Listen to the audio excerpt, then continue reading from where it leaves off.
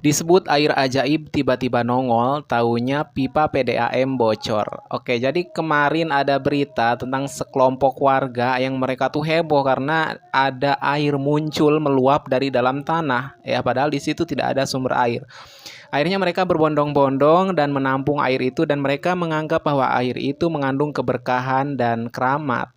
Jadi mereka mulai mengumpulkan air tersebut, diharapkan dengan air keramat itu mereka mendapatkan keberkahan. Tapi setelah itu ya tak berapa lama terkonfirmasi bahwa itu adalah air PDAM yang bocor. Inilah realitas masyarakat kita yang lekat dengan mistisme ya.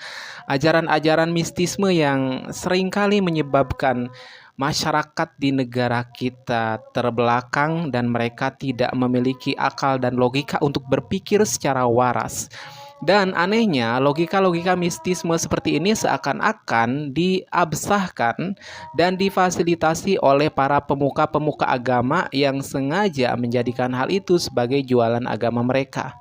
Dan kita menemukan misalkan di daerah saya pribadi di Tasikmalaya misalkan ada sebuah gua di mana gua itu konon katanya sebagai tempat pertapaan Syekh Abdul Muhyi yang dianggap sebagai waliullah atau walinya Allah.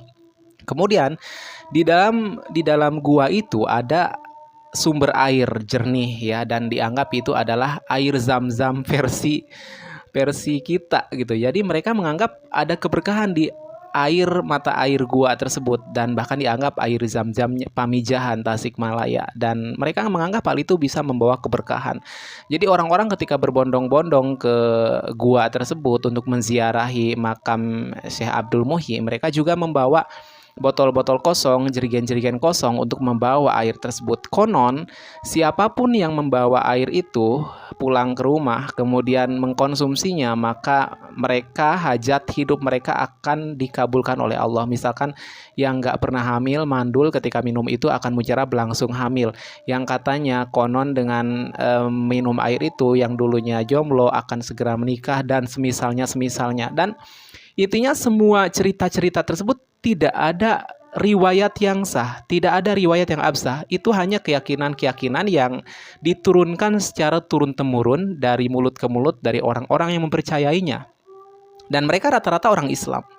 Mereka rata-rata orang Islam yang memahami bahwa itu adalah bagian dari agama. Padahal agama kita melarang keras bentuk atau sikap mistisme kecuali pada hal-hal yang memang sudah dimention, sudah disebutkan di dalam riwayat yang sahih, di dalam hadis atau di dalam Al-Quran.